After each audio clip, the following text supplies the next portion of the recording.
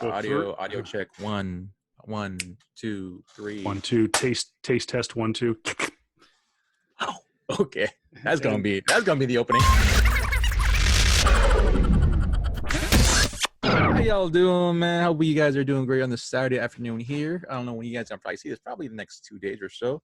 But this, of course, is the PS Comics I Love You podcast featuring me, Dark King, aka JR Kapakun, and my awesome co-host to the left of me or to the right of me is. I am Kevin Pill, the voice of reason. You can find me at Voice of Reason 23 on all social media platforms. And my partner, whoever it's this, I think I figured it out. Yeah. You're over here. Yeah, I think so too. Yeah, you're over here, and yeah. I'm looking at, and right now I'm pointing at nothing. But yeah, when it comes out, you're over here. He is, at least in recent memory, he is the man with the biggest pull list in Comic Asylum history.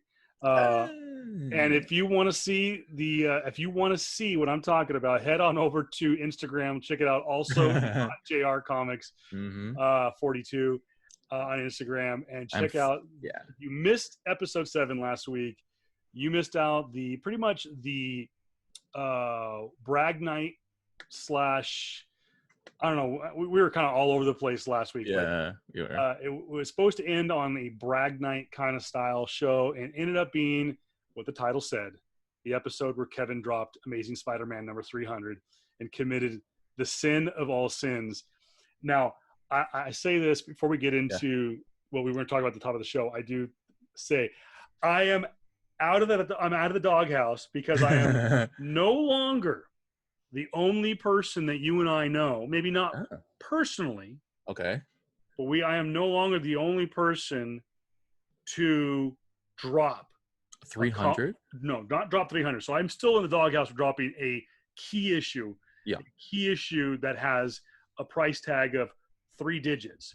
Mm-hmm. However, our good friend Empty Tombs Comics admitted on Instagram, and you can find them there. Search them out, Empty Tombs Comics.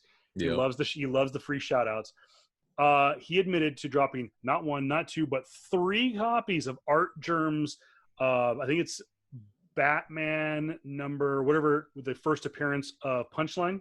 The Art Germ. Really? He was bringing it home. He had bought 3 covers of it, and he thought he had the bag right side up.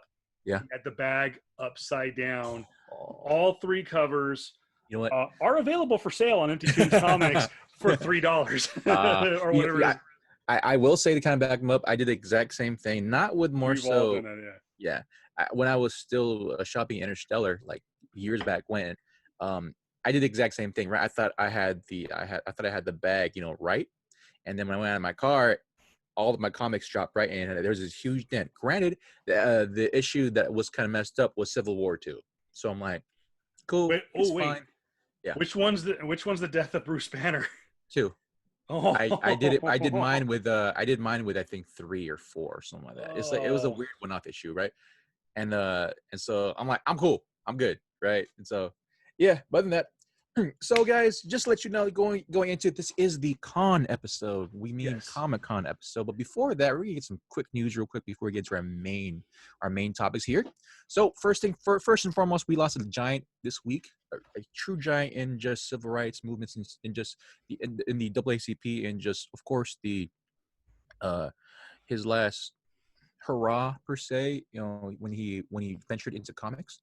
Our representative John Lewis passed away this week, a civil rights leader and graphic novelist. He was 80, and he passed away due to stage 4 pancreatic cancer. How it ties back into, of course, our comic book series is that he wrote the graphic novel March, or his autobiography. He wrote it with another person. I think his name is, one second, let me try to find it real quick. Yeah, I just had it up here, and JR brought this to my attention yesterday. Yeah. I didn't know that that Senator Lewis did a graphic novel, so I had to look it up myself. Yep. Like Jared said, it's a 3-part series called March. There actually is a 4th book. It's a free comic book day special from back in 2016, and it's Andrew Aiden. Yeah, Aiden. He was also the co-author as well as the illustrator for the whole thing. Is Nate Powell. It is done all in black and white, and it looks very, I guess you would say, Walking Dead-esque in the sense of like just having just nothing but Has a lot of splash panels as well, just nothing but black and white coloring. So that's pretty cool. It, yeah, What? I was just saying, and not just from the black and white standpoint either. I mean, obviously the most notable black and white comic book out there right now was the Walking Dead, but just the kind of very raw, very, like I said, kind of with Walking Dead and this book, and Nate Powell, all credit to him, and I think the guy can use this as a walk off to his resume, but it's very raw, very just sketch variant kind Yeah. of interior. Really good artwork, Nate. My hat off to the job well done. I Yeah. haven't had a chance to read the book. I just purchased them. They're available.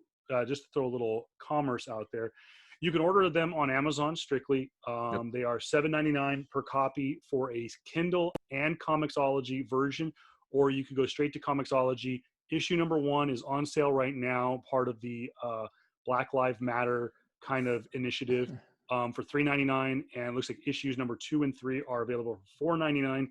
And obviously, the free Comic Book Day version is still free.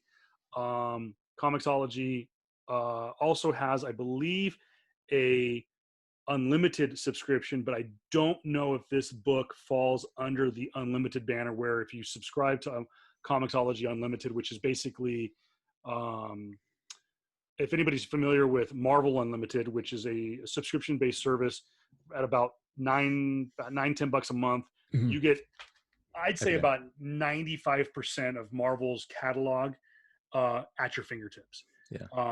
Up to very relatively recent modern books. So I don't know. It did not look like it was, but I mean, for the amount of money, and it looks like going to a truly independent publisher called Top Shelf Productions is the publisher. Wow. It is. It is the only graphic novel book in history to win a National Book Award. So that's really, really big, guys. Where to have that on your resume, just as a writer or even an illustrator, that's insane. And so also, it's definitely a big book when it comes to regards to comics history, because of how it can definitely push a genre forward and just basically make, like, this is we're a serious medium here, and so that's cool. So, but go ahead, Kevin. I was going to say, Nate Powell, I just read more on Nate Powell, Eisner Award winner. Yep. And for those of you who don't know what an Eisner Award is, it is essentially kind of, I guess you could say, kind of an Oscar for the comic industry. They're typically handed out in Hall H, Comic-Con, San Diego Comic-Con weekend, usually on Friday or Saturday. So we're talking, it's at the tail end of, I want to say it's Friday night. It's usually at the tail end of one of the busiest days in Hall H.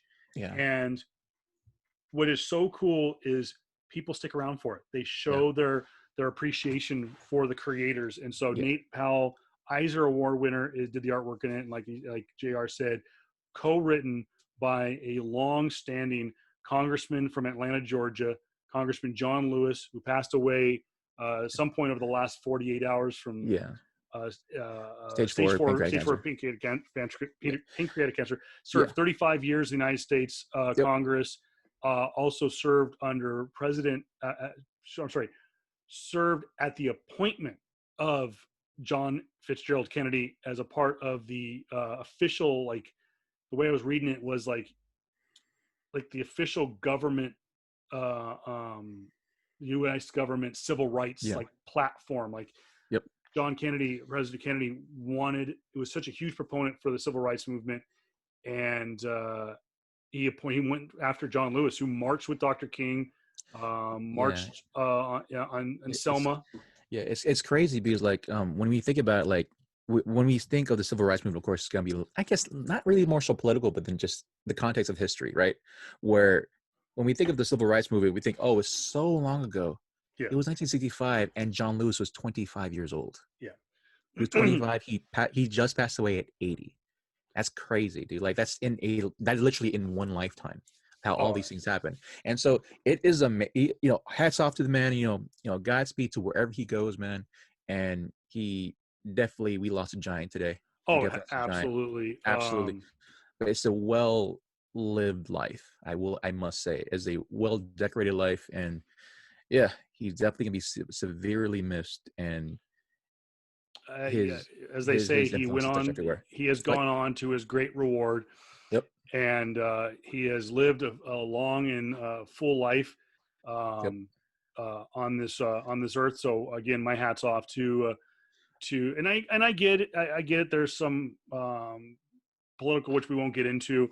yeah. Maybe he wasn't. Not this podcast. Yeah, but hey, the dude, he not to get to put too such a to call him just a dude, but I mean just hey, he lived a good one, and again, I did not know that he had that comic book, and it's really cool. I highly recommend it. I'm only like 2 or 3 pages in, and I Nice, highly recommend it. nice. To move on from, I know a somber note, but again, I was a actually gonna let me just add something real quick. go right ahead.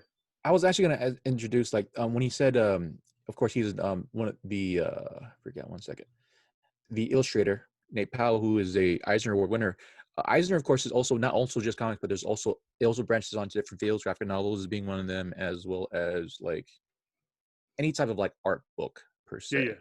And so we gotta actually, I just want to just throw it out there. We gotta actually do a podcast where we just have, who's your, quote unquote favorite Eisner Award winner per se, or Well, even have just history of it. That'd be awesome. That'd be cool to I have. would be totally down for that. Heck And yeah. maybe when we have a wrap up of what is going to happen next week with the Yeah. virtual San Diego Comic Con, there is still no word yet if the Eisner Committee is going to Yeah. announce its 2020 winners or not. We do Mhm. know that a gentleman who is well known in the industry um, deserves to be mentioned in the names of giants, and that is David Mack is nominated for an Eisner Award winner or Eisner Award. Guys, The finally. guy is phenomenal. There's no adjectives. I mean, he Oh really, man, his finally, artwork dude. is Yeah. amazing, and I have some of his artwork that I have from Comic Con. We'll get when we get into the bulk of the con issue, Mhm. our con stories. We'll show off some of the stuff because David Mack is always a guy I go to visit on Artist Alley. Yeah. Super chill, laid Yeah. back, easy to get along with, and like I said, definitely. Oh heck yeah, doing an Eisner episode would be Absolutely. excellent, and That'd be awesome, dude. also some suggestions out there from the social universe. We are looking into doing some guests, some interviews, something. I know some of you guys are interested in getting Yeah. some names out there. I called We in we some shouldn't we shouldn't spoil it real quick, but I will say the first name that he dropped me, I'm like, I was taken aback. I was like, really? Okay, try now. it Now out. there is another name that I dropped that you didn't hear about Okay. that I texted Chick about, and Chick was like, "Really? You think you have a shot at that?" So maybe that'll be for when we get to like episode 100 or something like that.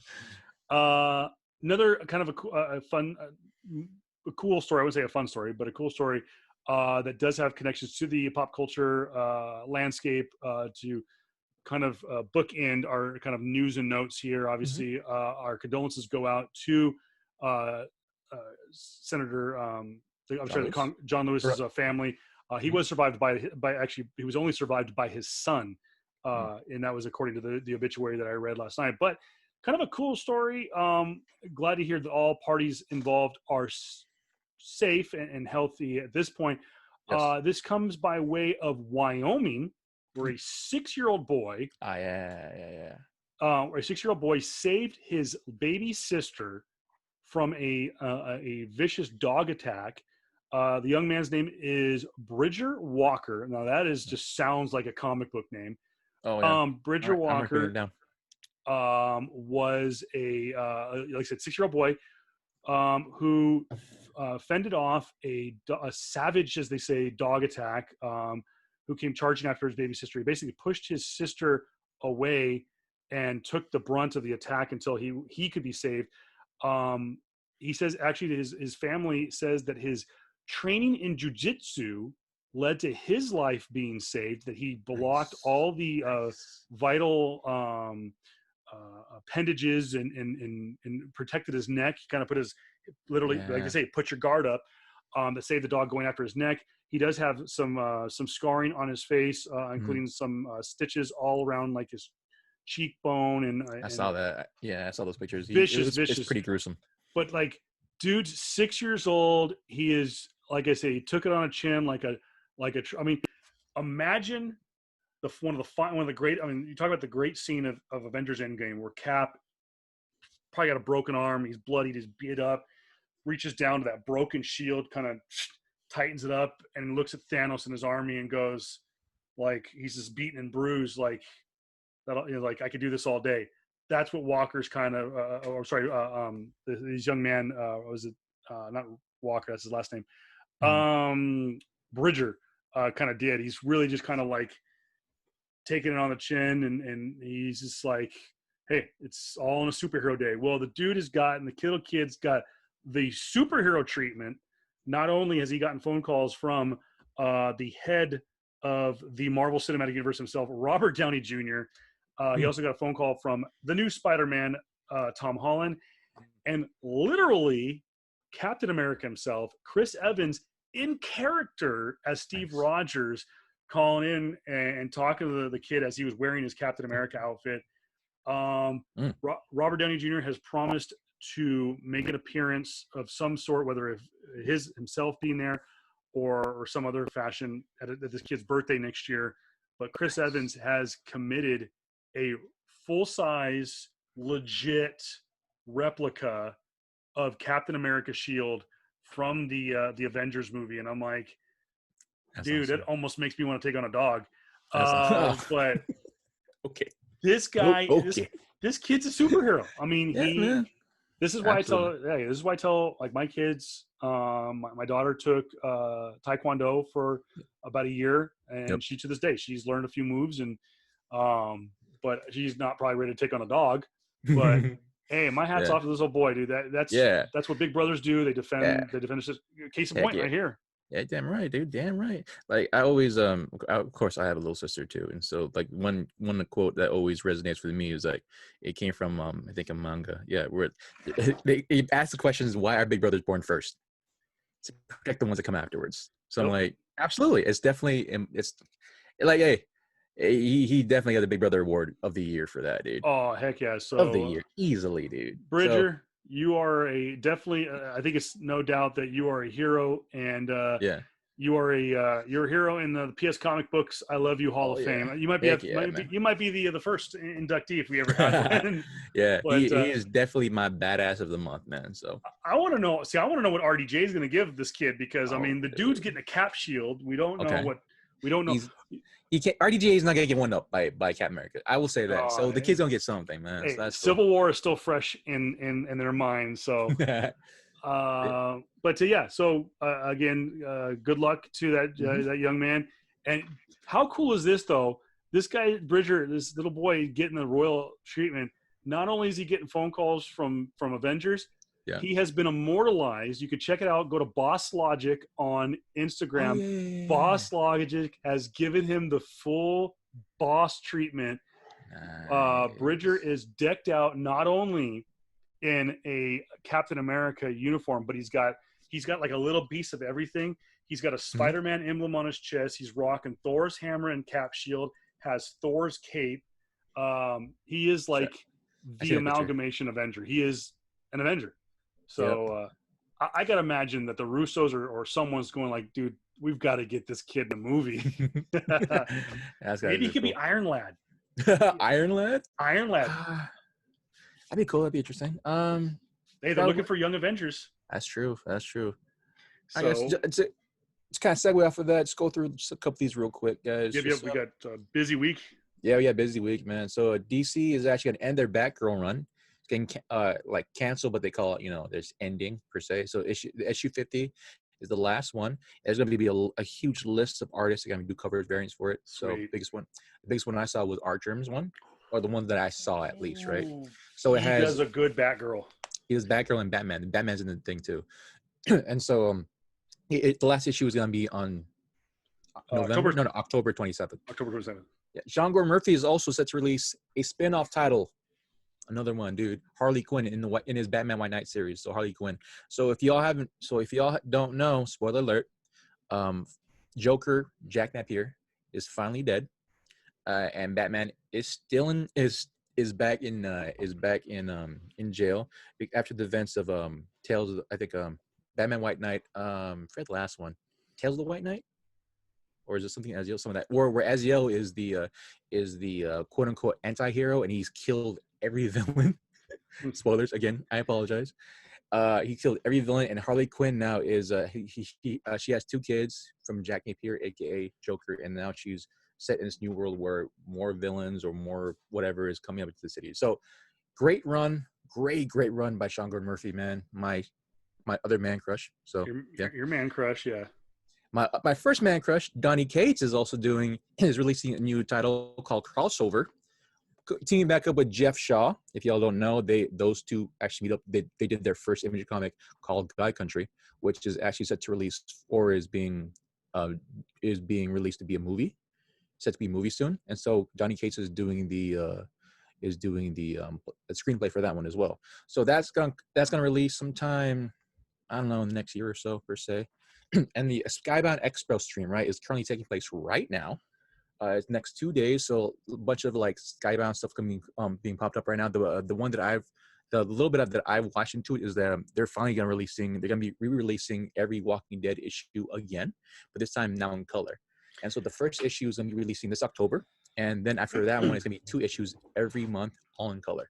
So if you guys haven't, like me, haven't been collecting Walking Dead for so long, now it's their time to possibly start collecting again, or start to try to, but this time they're all gonna be in color. Granted, of course, collectors like me are gonna want the very first issue runs, because those are the marquee ones. Specifically, Walking Dead 1, which I think is still like about $1,000 or so now, or 9.8. It's fallen off a little bit, but yeah, you're still looking at 4 figures to get a first print decent copy of Walking Dead #1.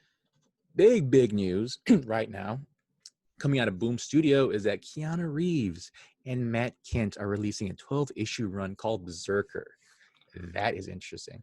Boom Studio's killing it right now. Yeah, man, Boom Studios is crazy right now. I will say this is kind of interesting. They probably got the big old green light specifically because of Old Guard. Because when I say that is because Keanu Reeves, he has his likeness put on the main character of Berserker, and he is a human that has lived for 80,000 years. So another immortal story. Brand, of course, this is with Keanu freaking Reeves. So what else what else like we need? So he's half human, half god. Whose father is a war god. So that's pretty cool. From what it sounds like, it is a mix of John Wick and Wolverine. Oh, so yeah. that's like an interesting mix to have, and that's a great thing to have anyway, because you have Keanu Reeves, and he's basically on task for the U.S. government, taking on their most dangerous jobs in exchange for the reason why he's even existing per se. So that doesn't come out until possibly 2021. We don't really know the full details of it. I know that intentionally they want to possibly make this into a movie or some type of IP to be on either the silver screen or the small screen. So that's cool. That's cool to have. And I do know that, because of how Old Guard has come to have some type of a very pretty good acclaim right now, that you have Berserker out right now, even though they've been working on it for the last 2 years or so, from what they've said. On that note, have you watched Old Guard yet? I have not, but everything I've read so far about it is just, it's been an absolute home run. Yep. That Old Guard and Greyhound are my 2 must watch right now. And for those, we talked about Old Guard last week on the podcast. Take a look at it. We showed a little bit of the trailer. It's available on Netflix now. Made its digital premiere a week ago yesterday. Also making its debut a week ago yesterday on Apple TV Plus was Greyhound, though it's not comic book related. It is Apple's first huge movie premiere. It's from the writer, and it's written by and starred in by, you guessed it, Tom Hanks. It's a World War II movie, and it is getting acclaim review. I mean, we're talking massive reviews on this, to the possibility of, who knows, maybe come award season, you could see Apple TV on the stage getting nominated for a Best Picture. But this is right here, another step in the direction of Hollywood and multimedia platforms looking outside, looking to think outside the box when it comes to content. And I really think the next couple of years is going to be a massive year for pop culture On a side note, talking about before we get into the meat and potatoes, I see on the format that New Mutants will have a panel finally at a con, but it will be digital San Diego Comic-Con next week, where they will release most likely its final trailer before getting some kind of information about when it's going to get released. True. They did release a new trailer out a couple days ago. Oh, they did get a trailer out. Okay. Yeah, they did. And to me, I saw that trailer. I'm in already. I'm definitely in. I'm hoping whatever type of new stuff they made, specifically when I'm hoping Kevin Feige had his hand way more into it now because of all the setbacks, because it looks really freaking good. Like you have Ilya Rasputin in there, and the character and the actress who plays her looks a lot like magic, dude. So, oh my gosh. Dude. I've said this before, and I'll say it again. So far, based on looks alone, this is by far the best single casting of a comic book character since RDJ as Iron Man. Yeah, because RDJ looks just like Tony Stark to the point of people would say chicken or the egg, which came first. Yeah. The young lady who is playing Magic she looks great. She looks just like the comic book. Yeah, she looked like her look and everything, even her feel as. Granted, of course, I need to watch New Mutants, like the movie, but like just from the small snippets I've got, her feel as Magic, dude, is like right there on par, and so I'm super excited for that. I'm hoping she makes the culling. She makes out of the culling of Fox actors and actresses going into Marvel. So like there's still a couple of like people from the old X-Men squads and of course Deadpool and all of them are gonna be on Marvel. They're fine with that. But like I know they're trying to recast Storm, even though they had another Storm in the last trilogy of X-Men movies. And I know they're probably gonna look for a new Jean Grey, which kind of sucks. I did like Sansa, aka I forgot her actual name. I don't even know what her real name is either. I'm just gonna say Sansa, but yeah, I like that actress, dude. And I definitely love Maisie Williams too. They are talking about going back in time and resurrecting the Jean Grey from the original. Yeah, it's gonna be. What's a Femke? Famke Jensen. Yeah, underrated actress. I really think she was kind of a niche actress in the late 90s, early 2000s. Yeah. I thought everything I saw her in, and again, I cannot believe this though, but we're talking about the 20th anniversary this year of X1 coming out. And I think everyone wants to point the direction going back as far as 1989 and the Batman, the Tim Burton Batman, launching the modern comic book movie dynasty. Some will say it was Sam Raimi's Spider-Man.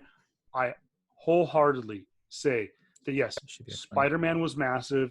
Obviously, at the time, it shattered, obliterated, destroyed, nuked the weekend box office record. I would say that if it were not for the success of X-Men 1, the original X-Men movie, we would not have the Marvel Cinematic Universe. We would not have the movies that we have today. Spider-Man was always going to win. Yeah, it's Spider-Man. But X-Men, people don't realize. People didn't know what X-Men was. And X-Men, going back to Senator Lewis,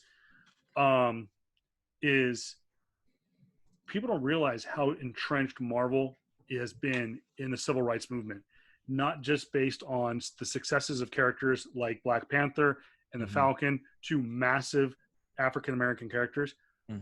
The entire origin of X-Men is based on the civil rights movement. Stan Lee and Jack Kirby did, just what they did in the 60s, because that was the source material. And for time and time again, people have always said that comic books are based on real life experiences. Peter Parker is an example of any teenage boy dealing with regular stuff. He just happened to be bit by a radioactive spider. All mutants are minorities in the world in the 1950s and the 1960s, dealing with being castaways, being set aside, segregated. The animated series did such an amazing job at exemplifying what they were talking about in those X-Men series. So, and again, the X-Men 1 did the same thing. Hmm. But again, go back and watch it. It's a great movie. Really Yeah. kind of, I think, kickstarted the millennium of comic book movies. Yeah. And again, I hope for the success of New Mutants. I think that they're what they're going to do with New Mutants. Unfortunately, I think it's going to get a digital release. Yeah. I think it's not going to see the theater, and they're going to look for the critical. They're going to look really hard at the critical and fan reaction because JR, you and I, we've been tracking this movie since day one. It's a horror Yeah. movie. 2 years ago. Yeah, it's been tracked since the first trailer. This is a horror movie. Yeah.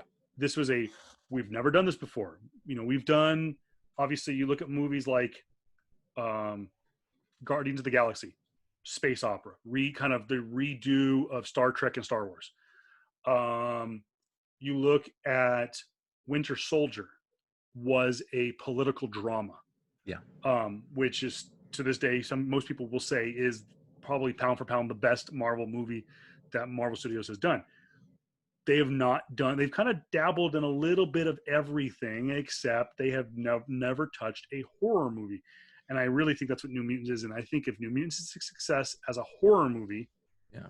they have to rethink how they're going to do Doctor Strange 2, which has been, since its announcement at San Diego Comic-Con last year, as a quote horror movie.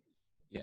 Well, I will say to add on to that, the original director for the new Doctor Strange movie actually left because he was kind of not rebooted, but more so like he wanted to do a horror movie and they were fine with that, but it was just more so that they wanted to keep it PG-13 for everyone. And so it's like it's basically an action movie, but with horror elements. And so I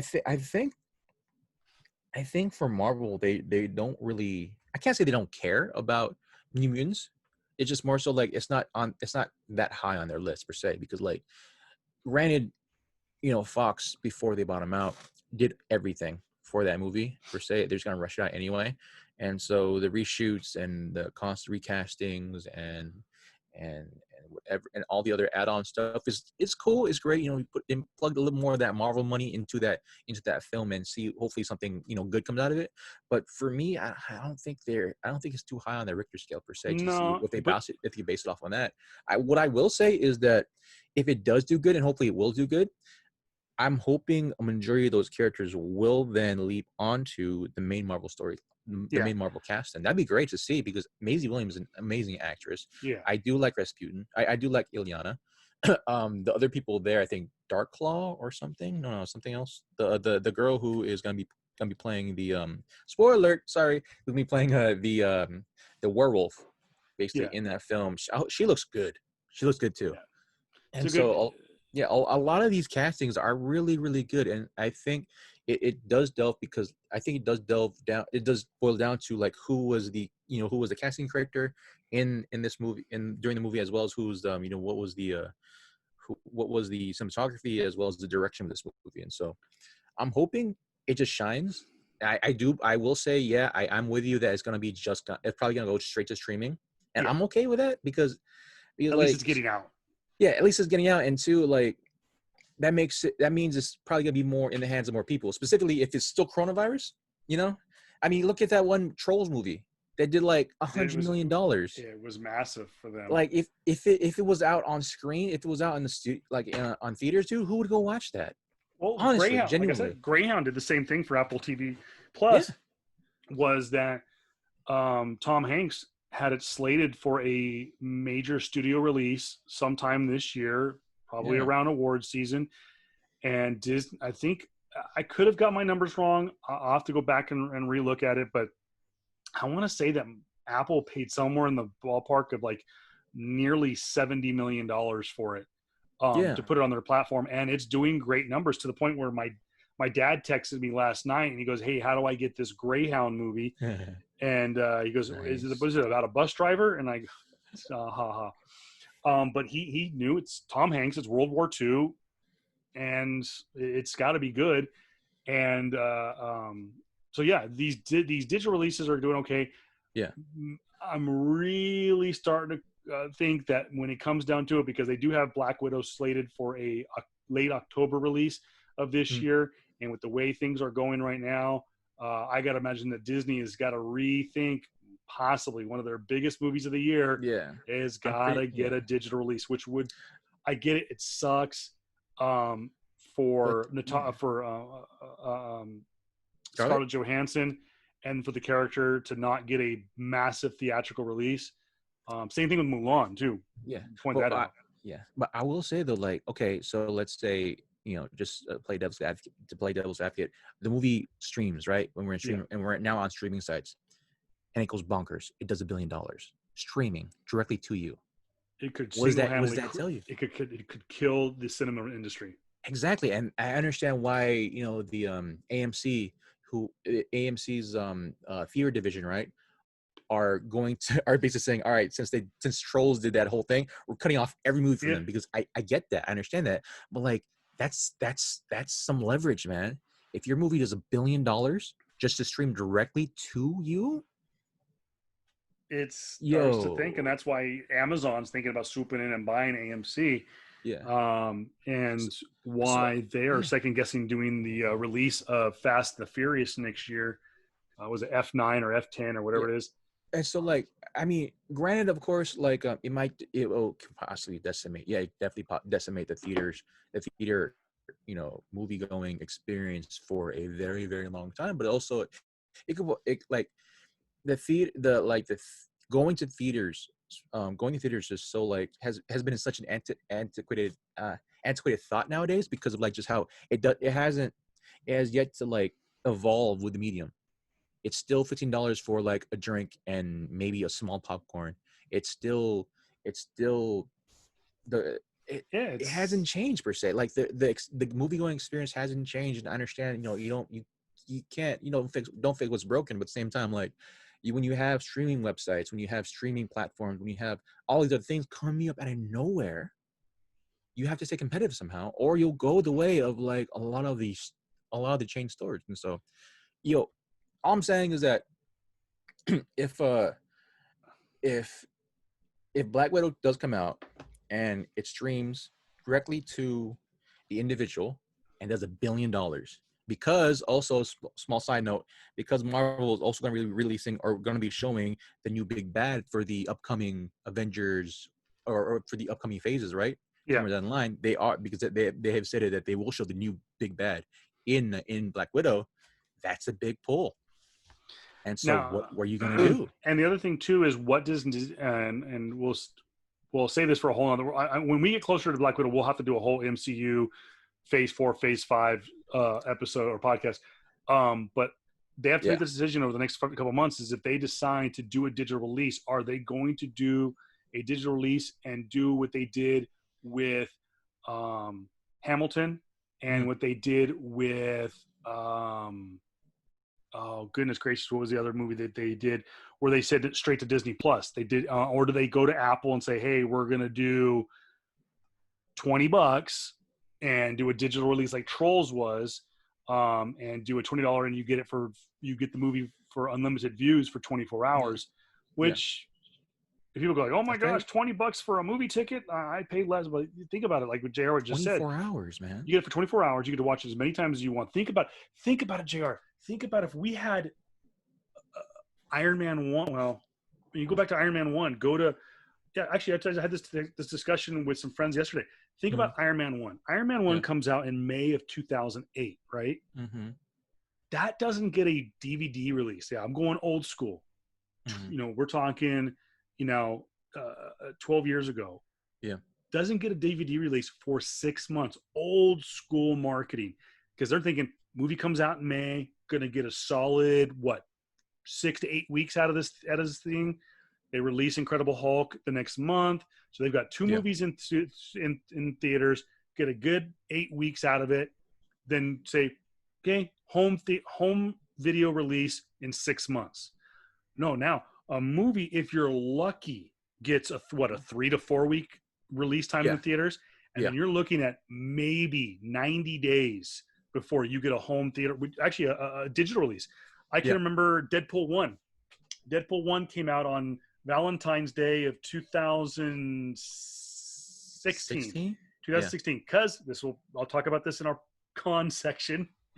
It was out on digital release before May. Yeah. So you're talking about February 14th becomes the highest grossing R-rated movie of all time, except for Passion of the Christ, which Ryan Reynolds has pointed out numerous times that he could not take down Jesus.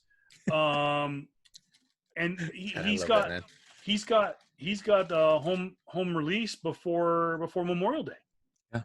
So 3 months later, what? I mean, think about when we were kids, man. We go see Ninja Turtles in theater, man. We're waiting until Christmas for a VHS copy of that bad boy. But yeah, and to kind of piggyback off what you said, dude. Okay, when people say, "Oh, $20 just to rent one movie," dude, you invite your four kids, your wife, your boyfriend, your girlfriend, your other kids, and you're still the same one person, dude. Yeah, you gotta everybody. You have 20 people in your house or whatever, and you watch the next big Marvel movie, next big DC movie, next big whatever movie you want, dude, for $20. Dude, we're all going over to Chick's house to watch this. Yeah, and then not only that, but after you're done watching the first time, I want to watch that movie again. Oh wait, I can. Exactly. Could you imagine if we had this technology 12 months ago with Endgame? Yeah. We walked out of that theater. I went and saw it the next day. I wanted to see my kids who don't like to go see movies multiple times. They see it once and go like, "Thanks, Dad. That was kind of cool." And then when it comes out on digital, they're like, "Oh, we get to watch the Avengers." Infinity War, I saw 3 times in the theater. Endgame, I saw twice back to back. Went and saw it Thursday night with you guys in the Asylum crew, and then we went and saw it Friday night. And I dare I say, the crowd on Friday night was amazing. With the portal scene where everyone comes out of the portals. Yeah. And when Black Panther comes out, it was hilarious. Was there's 2 guys in the front row started doing the you bomb bat, doing the chant. And then everybody started doing it, and people went nuts. Nice. Oh, it was great. But can you imagine just chilling downstairs, got a freaking cold one, some bag of potato chips, some flaming hot Cheetos, and food you can actually bring. Yeah, exactly. and not legally. Yeah. Oh no, you know what? Sound good? What? I'm gonna say it right now, bro. What? Freaking cold one, like a Broken Skull IPA. Still shout out to El Segundo Brewing Company. I guess. Okay. How about some homemade Ponce? Okay. Dude, and some Infinity War. By the way. Oh, dude, no, we can't. You can't have that over Infinity War, man. You're gonna get drowsy and sleepy by the end of it. But yeah. Oh, I'm saying, but I'm just saying is JR. By the way, him and his family, amazing cooks. Those was it the ribs? Stop it. Yeah. Yeah. But yeah, dude. Yeah, we'll see. We'll see. Rough point. We gotta go. Yeah, when we get to October, we will definitely do a MCU episode and talk about that. But New Mutants, again, part of the digital San Diego Comic-Con. Go to YouTube, subscribe to the Comic-Con channel. While you're there, subscribe to my channel if you haven't already. Click the bell for notifications and get the latest information from PS Comics. I love you. We're still working on that YouTube channel, guys. So yep. They are slated for the 23rd of next week. Again, the digital convention starts, I believe, on Thursday. Sorry, no digital preview night. Yeah. That gets us into Comic-Con.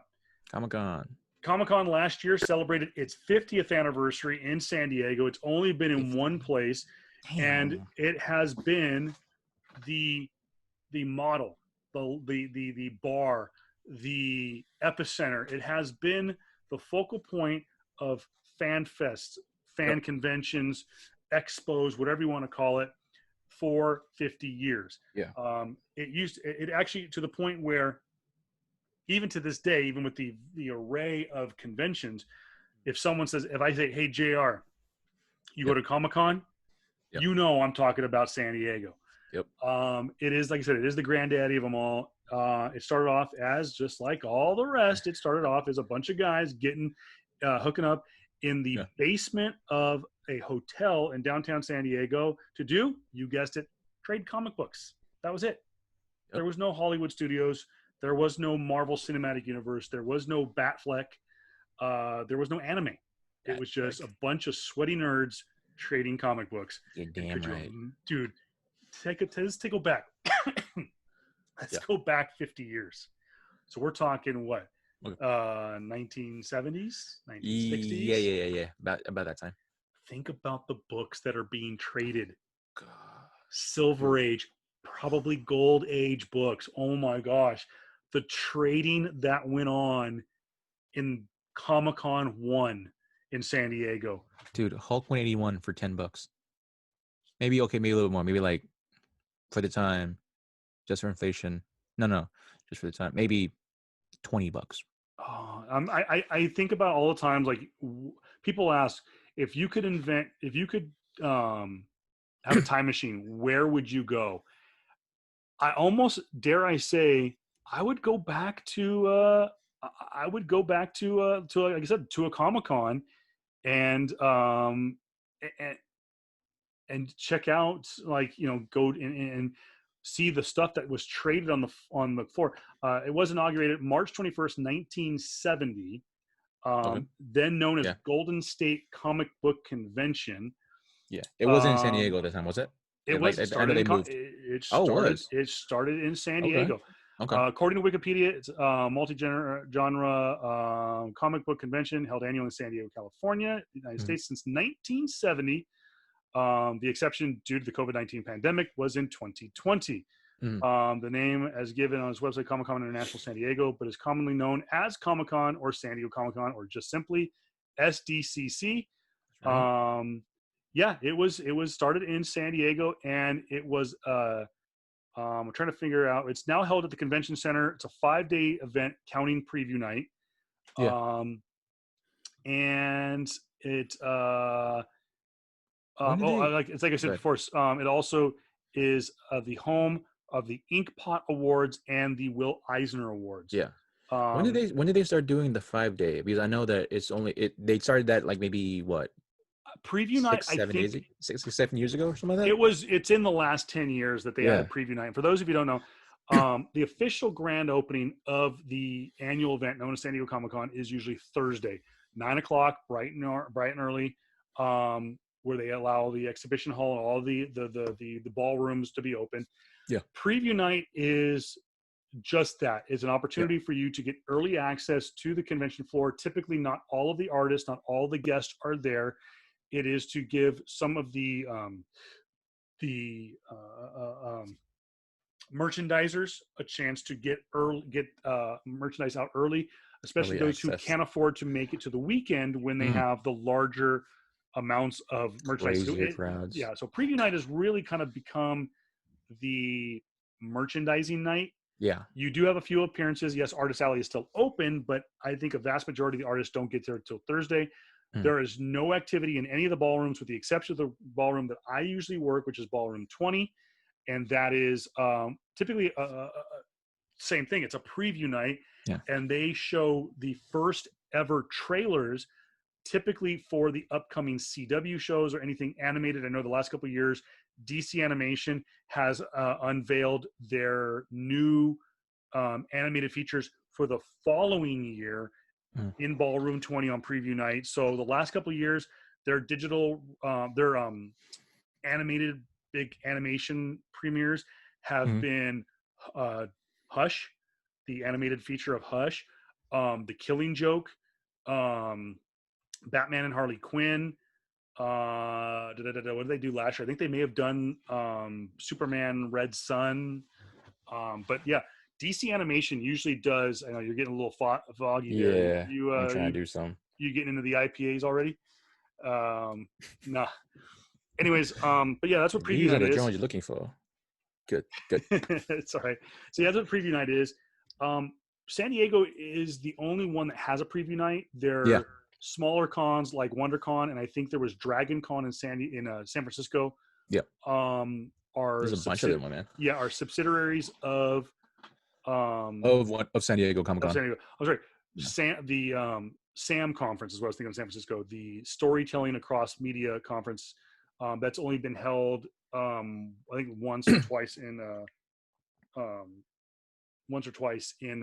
San Diego, but or I'm sorry, in San Francisco. But Yeah. So yeah, guys, definitely. And if you didn't hear that right, yes, Kevin did just say that the convention that he does work at, because this guy is a freaking ass. Not joking. But this guy has been going to San Diego Comic-Con for free. Not really free, but he's working there for the last 3 years now.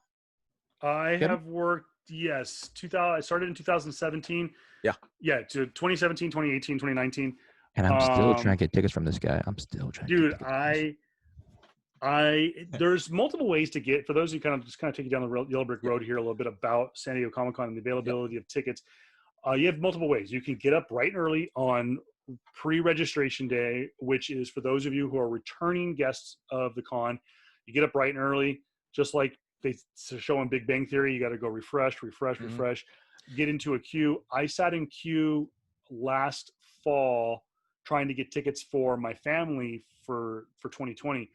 Can I take this part? Can I take it? Go ahead. All right. So here's how crazy this thing is. So I gotta go like really up close to the mic here. This is how crazy just getting into this stupid ass lovely Comic-Con is. You would basically have to wait a roughly 3-4 hours or so, right? Just before it comes on, you do have to hit the refresh over and over again, right? And this actually no, before that, because there has been conditions now before actually trying to even get a shot at San Diego Comic-Con. You now have to try to go to their affiliate cons, right, to even get you on the board. It helps your cause. It does help you get cause. So like going to WinterCon, which I have done the last 2 years now. And I went 2019. Yeah. Yeah, you went last year, and so you get a better chance to do it, right? Yeah. And so it also helps that I think they're doing it now. If you live in California, you get high priority too now. I think they're Yeah, because they kind of want locals, but at the same they do. I mean, we still get people. They still get people from Europe out there. I know there are people from Australia that you wait year round. And hey, it's San Diego Comic-Con, right? So understandably so. But you do that crazy thing where you have to wait in queue for a very, very long time to get shot, even possibly getting one. And if you I've heard some horror stories where a person would try to get their ticket right. They would get the checkout right, and they just misspelled one number, got it wrong, and then they retry to do it, and then the ticket's already gone because it just sells like it goes crazy, like that. man. It's super fast. And so what I will say, so to segue into this, Comic-Con is the big event. When we say, of course, when Kevin said, when you think of Comic-Con, what do you think of? San Diego Comic-Con. You're not thinking of Pennsylvania Comic-Con. No. No disrespect to those guys. Would love to go there too, but you think of San Diego. And so, even though we're going to be talking about that event, guys, what we are going to be saying is that what is our con experiences just in general? What are our first con experiences out? Kevin, I know that your first Comic-Con was San Diego Comic-Con. You freaking lucky freaking dog, you. I got super lucky. I'll tell a quick story. Yeah. I was doing a podcast with a buddy of mine. His name is Anthony Girardi. Shout out to him. Check his podcast out. Actually, he does. Oh God, now I can't think of it. Never Seen It podcast, where they take movies they've never seen and watch it and review it and stuff like that. Oh yeah. Okay. Him and I did a podcast called Talking Tech, which we still I still post stuff about on Facebook, and we got together because I was doing a sports talk show at the time, and I would apply for press credentials to sporting events, to bowl games, to Dodger games, to Kings games, whatever, anything I could get my hands on. And so he goes, why don't we do the same thing? Dude, why don't we try and get tickets to Comic-Con and CES? Now, CES is like the Comic-Con for tech geeks in Vegas. So we apply for Comic-Con. We have to go through this whole rigmarole. Yeah, that's crazy. We have to do it on a letterhead. We submit it. We go on to Comic-Con International's website, do the whole online registration, say we're a professional, this, that, and this. We submit everything we have to. Nothing. Professional. This is in December of 2013. Oh, wow. Don't hear anything. Of course not. Nothing. Of course not. I'm at my day job. Fast forward to January. Mind you, Comic-Con comes and goes in 2014. Don't hear anything. I don't even try to get tickets. Forget it. Not even interested.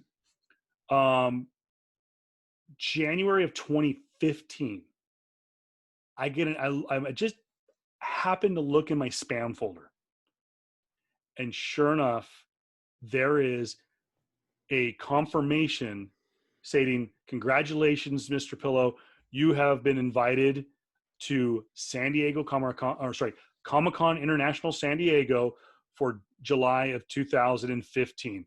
I Oh, was like, so I remember I called my wife.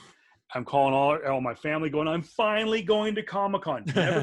Never been to a Phoenix Con, never been to a WonderCon, never been to a Pennsylvania Con, never. I'm going straight from from my couch to the big leagues. I'm going straight to the granddaddy of them all. Next phone call I make is to my buddy Anthony. Dude, you checked your email lately? Check it every day. Check your spam folder. I'm on the phone with him. The amount of expletives that came out of his mouth over the phone, he goes, no effing way, because he had actually paid for and gone to cons in the past, did it the old-fashioned way. And he was like, shit, I got to get a hotel room. So yeah, man. We spend 6 months trying to get this thing together. I think him and I spent a collective 20 minutes with one another when we went to Comic-Con with these press badges, these professional press badges. Bro, I took the train down. I'm walking to downtown San Diego. I see billboards on skyscrapers. The gas lamp quarter is decked out like The Walking Dead. Nice. There's freaking helicopters, wrecks in a parking lot around the corner from Petco Park. Nerdist has taken over Petco Park. They've got Lego-sized. They got Velociraptors built out of Legos. I'm just like, this is just outside. This is just in, and they call the whole thing. They call it the campus. I'm sorry. The campus is within the confines of the convention center. So it used to be referred to as off campus. Now it's called off site, which is anything that's not on the convention center. So I remember I went to the convention center. I just live streamed on Facebook. Just like my head was spinning on preview night, dude. I was just going crazy. But yeah, that was my first experience. Walked up and down the exhibition hall 12 times, just looking at stuff.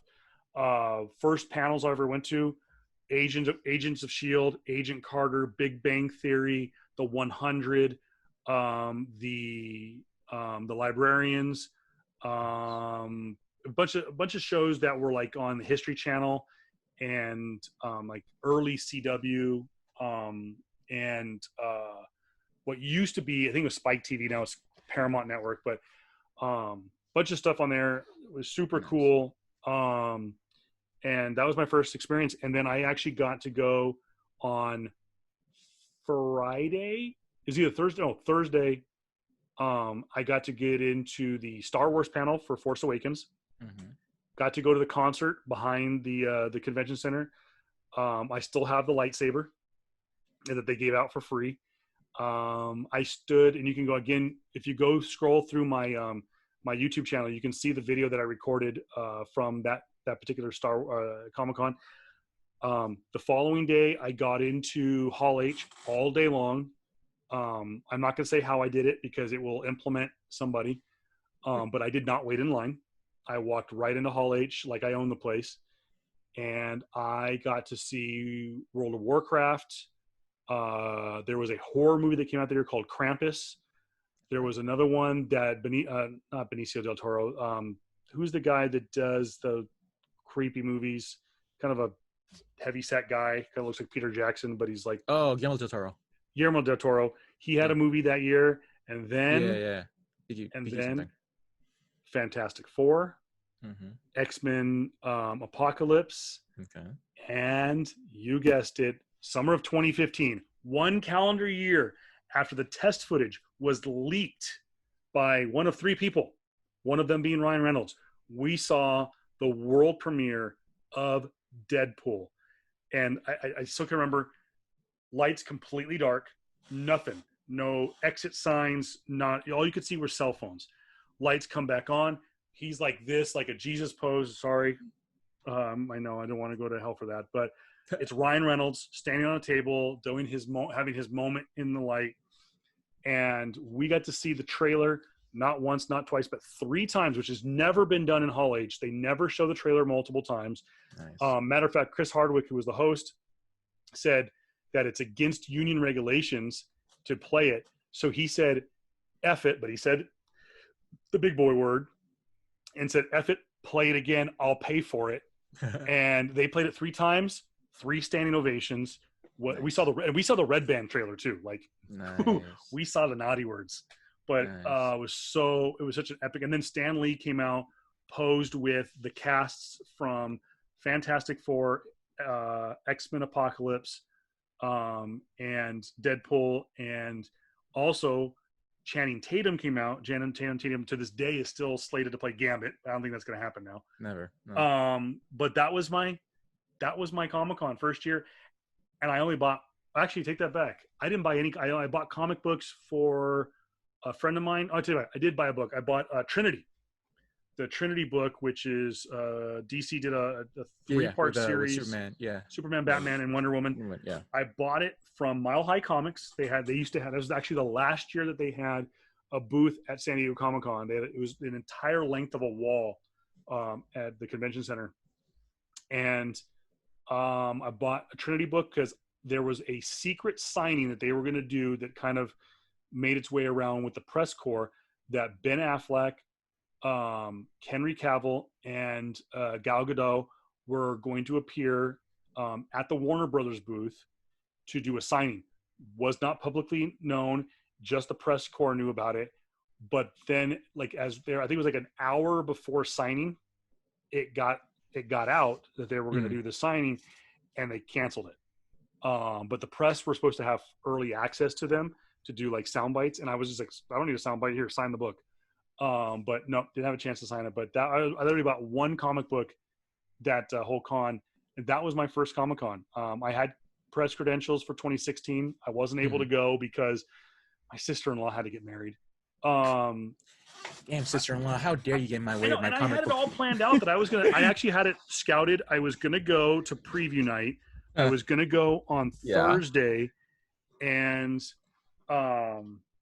that's crazy, dude. It's just crazy to think that you just had that. And so you started working again back in 2017. Yeah. So you missed it. Not as press, but more so just as like just working there, just working the floor and all that stuff, right? I work for a temp agency. Oh, okay. But I am employed by my check is cut by this temp agency, but I am a representative of CCI, which is Comic-Con International. Okay. I do line management for the Americans with Disability Act.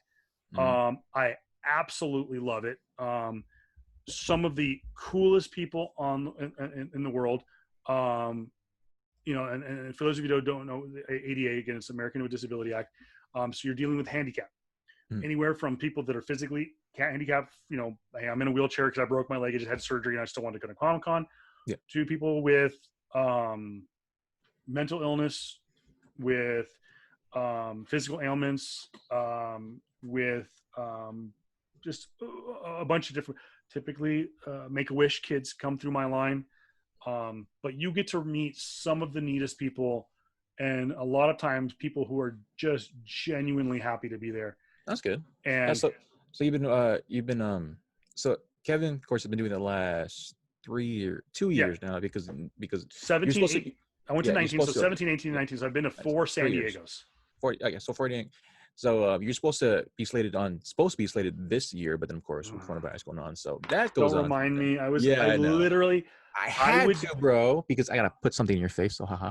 Dude, I would be leaving for Oceanside probably about this time tomorrow. Okay. I would have had orientation on Monday and then preview night on Wednesday. Yeah, cool. So, you got anything else, Dad, or is that cool? Yeah, just from San Diego, that was kind of my my experience, and we'll kind of go back and forth. But my other experiences have obviously kind of piggybacked into doing some work with Comic-Con Palm Springs, the PS Comic Expo, and I'm hoping next year I'm working through Chick to possibly do something with Revolution, but I've sent some emails to them to do some stuff with that Revolution. But Yeah. pretty much Chris Spellman and the guys with Comic-Con Palm Springs has been kind of my go-to, where I host panels. Yeah. But I've gotten to go to WonderCon with you guys last year, which was so much fun. I look forward to possibly doing it in 2021, but most likely it's going to be 2022. And Amazing Con Vegas. Oh my gosh, great time to be had last year. But yeah, I've done those ones. Amazing Con, Revolution, Comic-Con Palm Springs, PS Comic Expo, Fantasia Con in Indio, San Diego, and WonderCon. So, and we'll share some more stories. But JR, tell me your very first Comic-Con experience. My first Comic-Con experience was actually going to be Comic-Con Palm Springs in 2017. 2017. That's the second one, right? Was it the one with Campbell at the convention center? Yeah. Year two, right? And so that was technically my first one. My first con experience though was actually a Anime Expo AX 2007. So that's actually my first foray into the space of like it counts. Absolutely does. And so I went there. It of course the LA Convention Center in LA, pretty big spot at the time. Before anime was still seen as very much a niche culture. Well, it still kind of is, but like a very niche culture, very very geeky, very like weird. People who just watch anime or like Naruto guy, are like people who watch Naruto and just do that crazy weird freaking Naruto run across the field. That's what they think of, right? And they see me. Right. They see me, who's at the time I was still pretty heavy set, but at the same time I had muscle too. And so they see me going there, and that I was there for about 3 days or so too. So it was cool. I went to watch a bunch of movies there. Funny story. Okay, so I gotta say this story. So one of my first experiences there was that during every convention, right, specifically Anime Expo, is that they show off a lot of anime movies. Yeah. And one of the great ones, Sword of the Strangers, great one I watched there. They showed a bunch of Studio Ghibli movies. So one particular movie they did, Howl's Moving Castle, right? Howl's Moving Castle is a classic. The voice actors, of course, some of the legends today. The guy who voiced Howl is freaking Batman. He's Batman. I forgot his name. Christian Bale. Okay. Christian Bale. And so so I'm with my sister. I'm with a couple of my cousins. Right. We're on this. We have this row together, and it's me, my sister, my cousin Jack, and someone else on the right of me. And there's a seat separating me and this other elderly lady to the left of me. Right. And I'm like, I'm looking around. Oh, cool. So we'll just watch, Studio Ghibli movies and just whatever. It's cool. I watched the movie already, but it's fun to watch here. It's fun to watch other people. And so I looked to my left, right? This is very not elderly lady, but like she, I guess, would say I would say be middle age, right? I'd be like, I wonder if she's doing here. I wonder if she has kids or something, right? Her kids are probably somewhere around here, just probably waiting for whatever. So we watched the movie, right?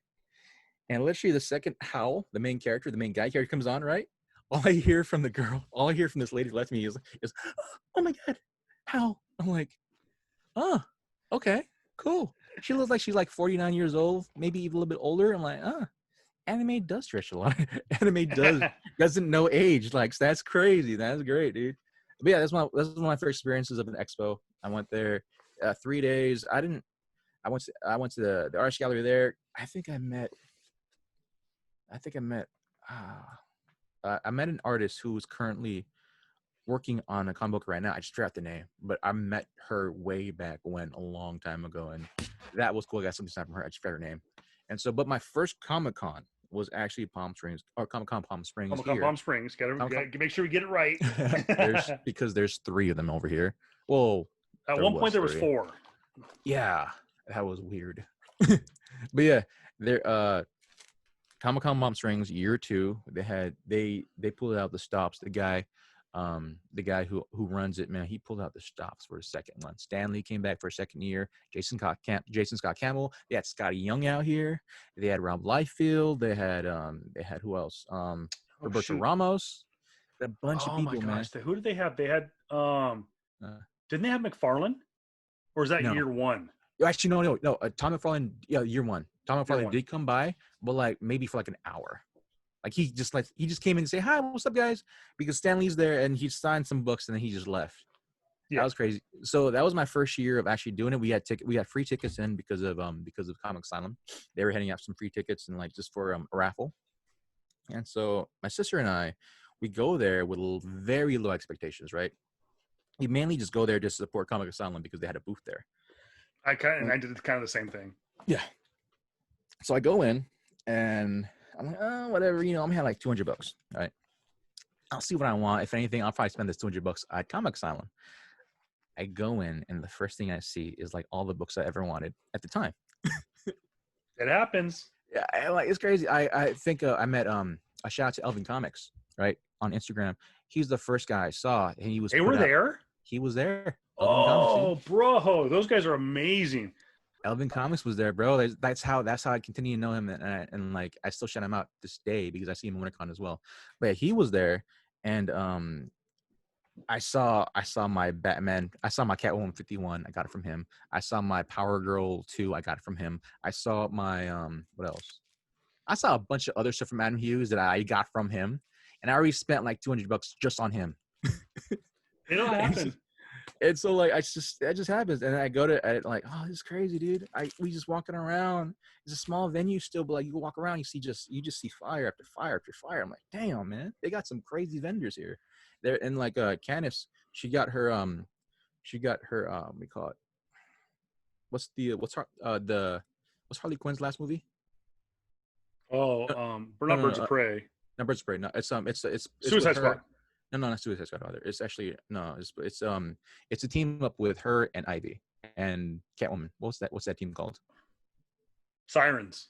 Yeah. Cat's got her first DC Sirens, or her first Batman Sirens, from this other couple, and they had a Hulk 181 for like under like $500. It looked like an 8 at the time. Hulk 181. I'm like, whoa, like, yeah, we got this Hulk 181. We were gonna press to, we're gonna send it out, but like, it's our first year here, and so you look like good guys, so I'll sell to you for $500. And my mind at the time, I'm like, dude, $500 is a lot of freaking money. And then I see it now. It's probably an 8. That's probably like a lot more now, dude, because I do know that way back when 2017, the jump from specifically from Hulk 181 was substantial every single year, right? I think JaVale had a 8.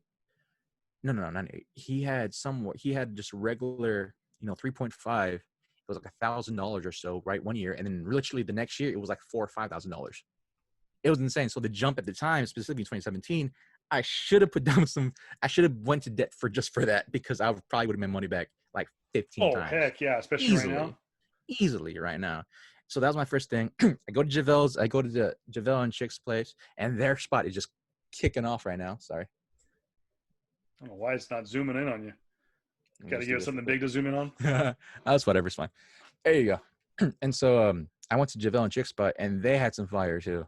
They always have fire, but that year they had fire. They had a lot of fire, dude. They had like 3 statues of like what was that where it was Wolverine versus Hulk? That statue? Yeah. Had like 3 of them out there. I'm like, well, how the hell do you have 3 of them, guys? Like, it's JaVale. JaVale always buys a freaking ton of them. Dude, I think JaVale sold like 3 or 4, sideshow statues that day. Yeah. That day, they made their money back and everything like crazy. I remember Sid did the same thing. Sid had a prime spot in year 1, and he only did year 1. Yeah. He was like right at the entrance, and it's funny. I asked him, would you ever do it again? He goes, I don't know. It's not worth the hassle, because I asked him, did you at least cover your nut? Did you make your money back? Because we didn't. He was the 3 of us, meaning Interstellar, Asylum, and Desert Oasis, didn't pay for a booth. But he goes, oh, we would have handily made a profit. We would have covered the booth without even. And he had a primo corner lot in year 1. But he said it's just not worth. It wasn't worth the hassle for him because he's a one-man show. Yeah. And Chick and JaVale have kind of said the same thing. Cons are tough because cons will take it out of you. And I look at God dang, I can't think of the name of the company now that pretty much has almost every end cap at San Oh yeah, Diego. yeah. No, you're talking about freaking they're in Las Vegas. Talking about Um, those guys, right? You're talking about Rocket no, Comics? no, Not no, no, Rocket no, Comics. no. It'll come to me. I want to say that it was what's that big place up in LA that Javelle likes to go to? Golden Apple? Golden No, no, Apple? no. The it's like an indoor Comic Con. Oh, it's LA? LA or Are whatever. you talking about it's in City of Industry? Yeah, I was supposed to go there. Yeah, it's oh man, I can't think I of the want to say name it's now. them, but it's not. Anyways, there's a company. Javelle knows who it is. I'll have to look it up, but they Mm, have every end cap in San Diego, and they have a whole. I mean, literally, the definition of wall books. I mean, they have CGC, they have graded books, mm, they have key issues, everything going back to like Bronze Age or Silver yeah, Age books. But they have a killer deal. They have killer deals on trade paperbacks, and I mean on trade paperbacks that are of value because people don't realize for the most part trades really have no value to them yeah, because they're a collection of books. But they have omnibuses and trades that are like super valuable because they were like first print trades in omnibuses. But like I've talked to those guys and they were telling me for San Diego before they can even get in the door, they're writing a check for $17,000 just to yeah. be That's able to about right. get their booths paid for. They have to pay in advance, and that was one of the reasons why Wait, Mile High doesn't I go yeah, anymore. 17,000. That sounds pretty light because I do remember Now this is a as few the years last ago, couple so years. it Yeah, may have last been couple. more, but Yeah, because the last couple of years or so now, from what I hear, a booth over there is like nearly basically a new car, like 75, yeah, seventy-five but I think thousand they're from what I also hear. grandfathered in. Like they're it's like a guarantee, Yeah, and that's pretty I don't true. know. I don't Yeah, know. I don't know if they get a percentage or not, but yeah, because um, it's the drummer for dang it, I'm forgetting my name now, but the owner of the big Las Vegas comic shop over there, that's what he pays, even though, and he's only been around for like 2-3 years now as well, yeah, and so, but he could pay that out pretty easily because he still is in a very successful band, yeah, yeah. and so like all that like just going back to my first experience of just being in a comic book or being at a convention, that was insane. I met Stan Lee for the first time. I met Rob Liefeld over there. J. Scott Campbell. That was third year three, wasn't it? What's that? Oh no, that was year two. Year They've only two. done Comic Con Palm Springs has only had 3 years. 3 years, yeah. It Because was because I was working year three. yes, That's right. 2016, Yeah, 2017, and that's right. 2018. You and I Met. helped Yeah, load up for 2018 at the Air Museum, yeah, which it sounds like if they come back in 22, they were planning on coming back and doing something this year. They had something lined up for the Air Museum, but obviously COVID has yeah. rewritten Well, history books. But yeah, not only that, but like it's I got love for the guy who runs it, man. But it's from what I hear, man, he has a reputation per se with everybody, and so whether it be good or bad, man, it just happens. But like I can understand. it's a tough It's a business. tough, yeah, it's a very tough business, and I understand why he has that reputation. But like And like it's Orlando, yeah, like it's Orlando just really Harding tough there, though. yeah, Yeah, like Orlando that ran FantasiaCon, which is finally officially I think folded. They're not going to do another year. yeah, Um, I don't fault him at all. He ran a really good show. I mean, FantasiaCon was the epitome of a local comic book shop. It was at the Taj Mahal at the Indio Fairgrounds. It was simple, and he called in favors. Ryan Kincaid, who is an amazing artist, it goes way back with Orlando, mhm, and Orlando says, "Dude, I'll hook you up. Like, I won't charge you for the booth. And I'll see if I can hook you up with a hotel room." And Ryan's like, "Dude, all you had to say was free booth." Um, and and people are willing to take care of our promoters like that. yeah, But it's a it tough to be yeah, successful to yeah, make some money on it. yeah, man. You almost have to be kind of an asshole. And Yeah, I um, it's crazy to think that like how local cons have to get made. And granted, I did want to talk about PS Expo a little bit. Granted, all the history involved there. That might be another podcast somewhere down the line, man. But like, I definitely want to talk about PS Expo and just all the controversy around just having all the cons here. How not WinterCon, but like how Revolution and how all these other cons are talking about here about the Valley, which sucks, and how it's run negatively which sucks because like now you have people that don't want to come here, specifically vendors, and because possibly because of what happened here, and yeah, possibly even like um celebrities or people or ideal figures in the comic book game. So that sucks. So that sucks too. and I But think yeah, it's just kind of it just sucks. It's just sad because of how the infighting yeah, of all the cons here specifically is kind of screwing over for the people who are generally just want to have a convention here. And that stems from Palm Springs Comic-Con Palm Springs, PS Expo, and even to a certain regard Fantasia as well, because Fantasia, even though from what I hear was really successful and was really a good kickoff point, even though year one was really bad, year two was good.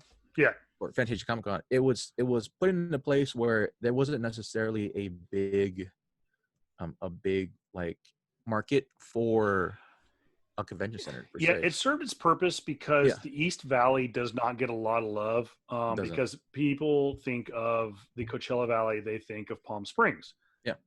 Until most recently with Coachella Fest and Stagecoach, Mm. people primarily, and even then, when people come to town for Stagecoach and Coachella, they don't even they're like, oh, where are you headed? I'm like, oh, we're headed to Palm Springs, or we're headed to Coachella. Yeah. And when they say Coachella, they think the music festival, not the city that is just to our east. Yeah. Because people don't realize, like, we can get into it. I'm not gonna chase that rabbit, but they don't think that there's an east side of the valley because they go to Coachella Fest and then at the most east they'll go is they'll stay at hotels maybe in La Quinta, but for the most part, all the hotels are booked in Rancho Mirage, Palm Desert, Indian Wells, Palm Springs, or even out of town like Beaumont and Banning and stuff like that, or along the freeway. Indio, the casinos get some love for the hotels, but people don't think of the valley. So when Orlando and the city of Indio started Fantasia Con, it was to give some love to the East Valley. And was there a gigantic line outside to get in? Was there people camping out for panels and stuff? No, but they knew where their bread was buttered. They knew it was going to be a small con, and the right people showed up. Yeah, it was the dads bringing their kids. Yeah, to go, like me. I brought my son. To this day, he talks about, Dad, I got to meet the turtle guy, meaning Kevin Eastman. He got to meet the Ninja Turtle guy because he's seen the cartoons, he's read the comic books, he's watched the movies, and he thinks, cool, like the Ninja Turtles are cool. I said, Jacob, that's my son's name. I said, Jacob, that's the guy. There is no movie without that guy right there, Kevin Eastman. And so to this day, he's referred to as the turtle guy. And I've told Kevin and his wife this story, and he goes, that right there is why I continue to do what I do every single day and show up to small cons like that, because it's dads bringing their kids to the convention, not to shove some book in my face to get it put on eBay, like some people. Just kidding, Jared. Yeah, we gonna meet in real life. You know that. I know where you live. Yeah, you've been at my house till 4:00 in the morning. You're damn right. That was a good night. Oh man, we could talk about freaking game nights another night. Yeah, but it's a good thing and a bad thing, because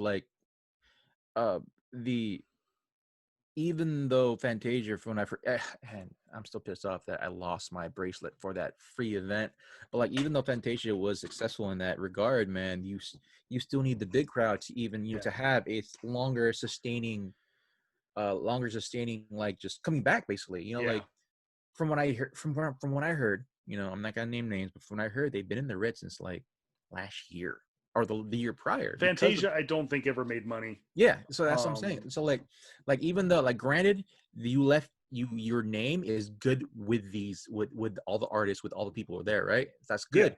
You took care of them. That's what you need to do.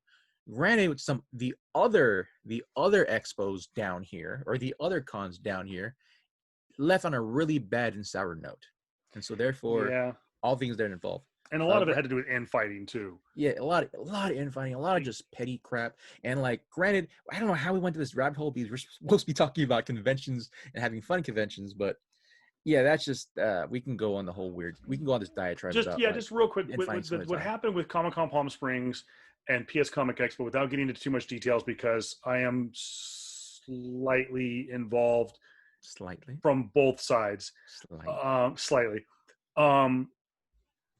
They were ran by a, a couple of people that were partners at one point, Once and a couple.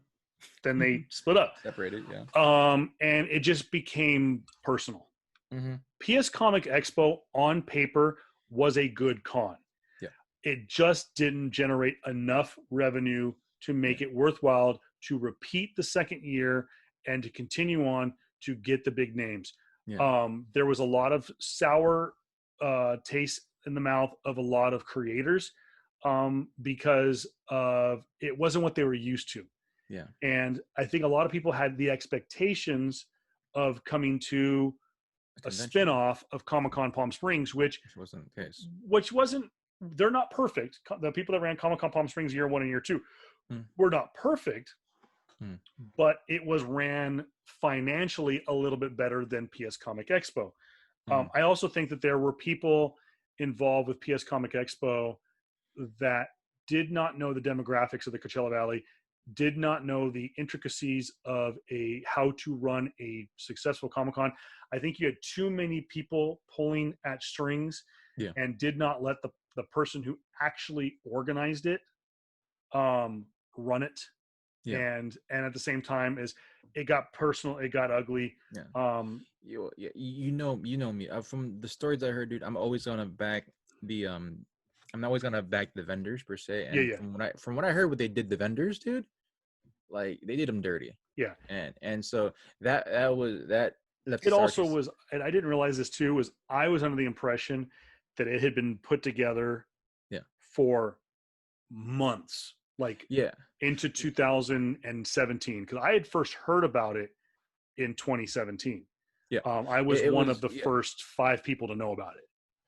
It was just a sad thing to happen, because again, like, no, you and I are from here. Yep. Right. We would love an event to be here, but now because of all the infighting that has happened, we'll be lucky to get back some of these people for this event again. Now, this is, of course, going to be transitioned into Comic-Con Palm Springs 2018, where we had a lot of great creators there. We had freaking Jim freaking Lee here. And this, mind you, was less than 60 days after PS Comic Expo. Way less than that. I think like maybe it was like at the tail end of it was like mid to late August. Yeah. PS Comic Expo was like mid to late June. So we're talking like less than we're talking 45 to 50 days.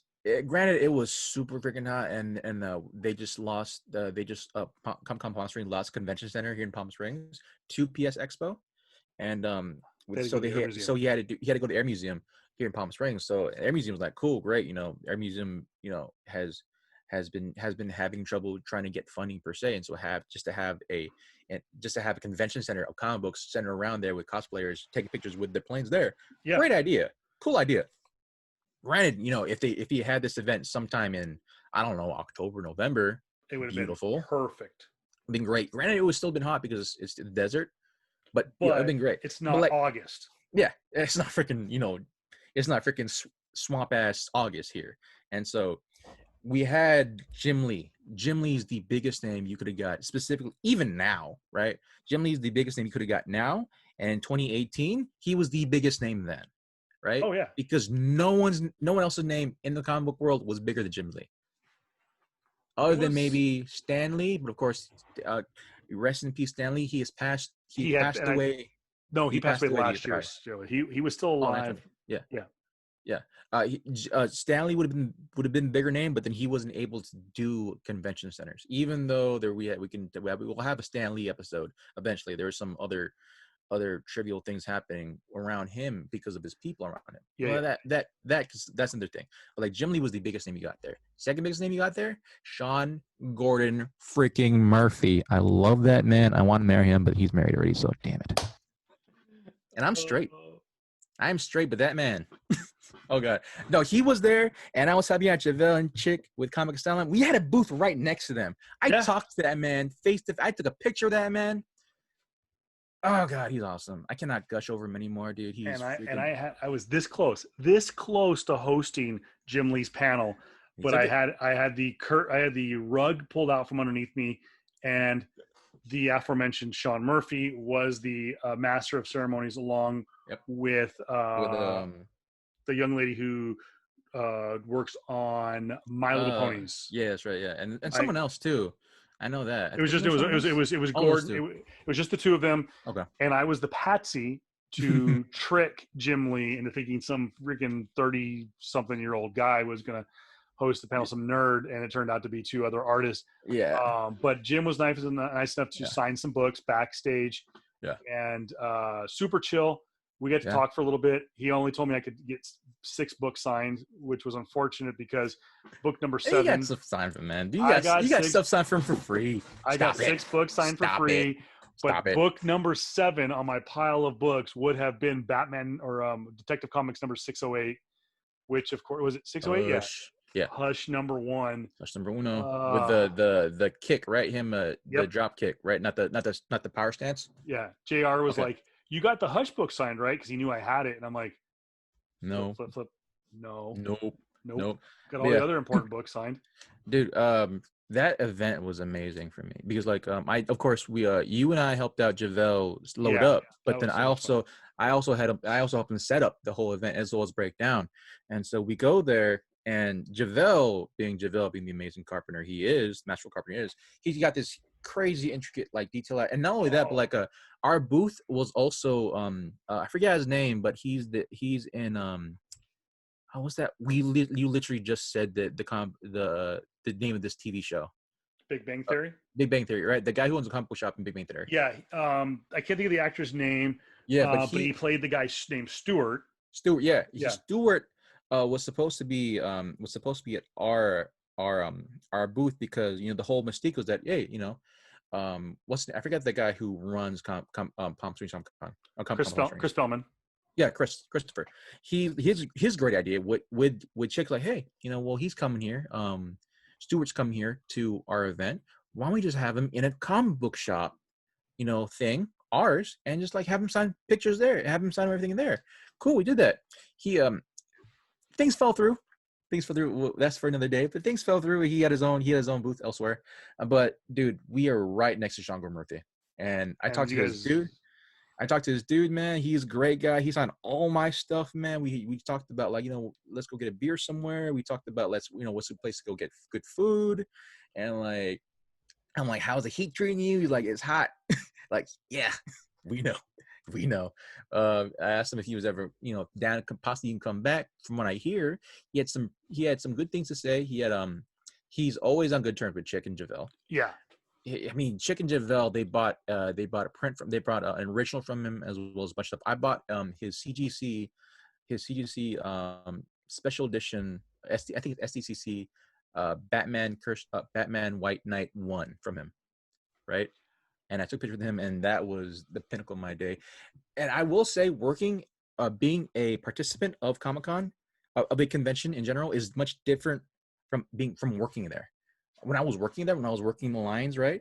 No, when I was working there, when I was like, help me out with the shop, when I got the pass and everything, it was cool. It was really cool. I would just go in, show my pass. Hey, I'm one of the guys, dude. Yeah, go inside. I had conversation with so many other vendors. You're like, hey man, how y'all doing, man? How do you guys make any money? We made it cool. How's your last day? Oh, it was good. It was good. Hey, let me buy this here. Oh yeah, well you're a vendor, right? Yeah. Well, I'll give you for like a little bit more off. I'm like, yo, I can get used to this. I get used to this stuff right here, man. That was cool, man. There was this. Did you go to that cola company that was in the next like a hangar over? And there's a cola company where if you bought a metallic mug from them. Oh yeah, I saw it. I didn't participate. Yeah, dude. What's called? If you go there right the next day or so, you pay like maybe $1 or so. Yeah, it's like $1 like free refills, right? But I went there like, hey, I'm a thing. Just like, hey, dude, give me your thing. Free refills all day.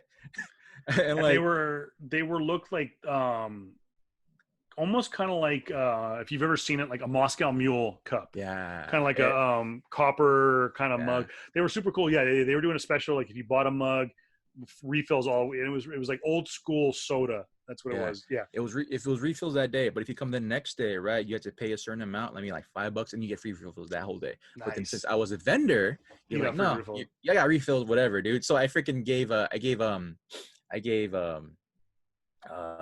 of our guys, I forgot, was it? I think so. But I gave one of our guys my cup. Like, hey, dude, just go tell him that. Just give him my mug, and you'll get free. I'll give free drink. I gave them, and he got a free drink. So that was cool, man. Just being being a worker, right, for a vendor Has its there is much perks. different. Adds its perks, dude. And so I was there an hour before. Got to say hi to everybody. So I saw Sean. I went to some events there. So that was a great con event, dude. Yeah. Couple of things. We had some questions that were submitted about cons and kind of getting our experience because we have some experience. But Yeah. a couple of those. Well, quick question, actually. Should we just wait that for possibly for next episode? I don't know. What's their runtime right now? Looking at this one?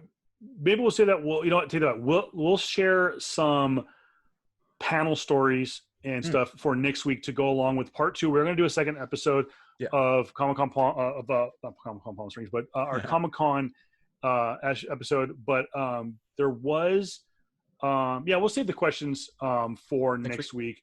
But I do want to say real quick, so we don't forget, because we'll just kind of put a bow on this week, and we'll talk a little bit about it when it comes to spending at a con. I want to show some stuff, and then we'll get into our pull list and mail call real quick. But no, I want to show some stuff. I'm trying to find like some of the best of my. No, that's not the button I wanted to hit. I have to unveil my location. So give me a second. Once you talk about that, I'll talk about my other convention. Yeah. So people are right here. I'm recording in my bedroom. So there's my secret shield location. Well, I'm recording mine as well. I want to tell this story real quick. Okay. Oh yeah. Okay. I purchased a comic book collection from. You won it. I want it. Yeah. I purchased a comic book convention from a friend of a friend, and it was about 1,500 comic books. Included in this collection was the aforementioned Amazing Spider-Man number 129 and 300, the ones I sent off for CGC this past week. And some other ones I gave to Javel. I traded with some of the people at Comic Asylum. But there were some really good runs I still have, including a huge run of Uncanny X-Men, and Captain America, Iron Man, some early modern age books. But there were some other magazines too. There were some Dungeon Master books, Dungeons and Dragon books that were geared towards Marvel fans. They were written for Dungeons and Dragons, but they were written by Marvel Entertainment. I actually gave those to our friend Mr. Z, because I'm not a D&D fan, so we gotta play D&D, man. In it was a convention event guide from August 3rd through the 6th, 1989. This was the 20th anniversary of San Diego Comic-Con. Here it is right here in plastic. This actually was held at the hotel. This was, I forget which hotel it was. Golden Hall, second floor. But yeah, this was held at a, it doesn't say which hotel it was held at. But anyways, not important. So this cover, you can kind of see, I know it's kind of got a reflection on it, was drawn by Leah Hernandez, and her name is on here. It was also done some other work by a bunch of other artists, but Leah was the main artist on this book.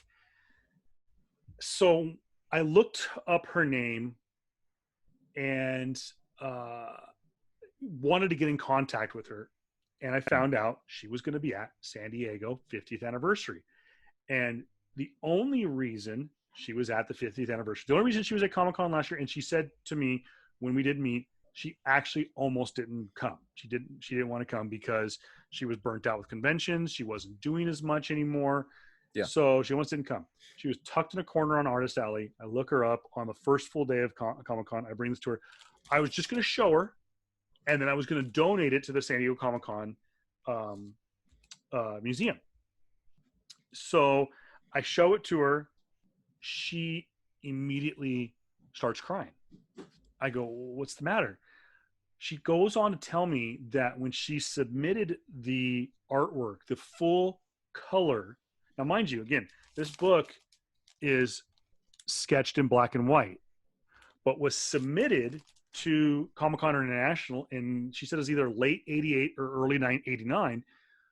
It was a full color book, artwork.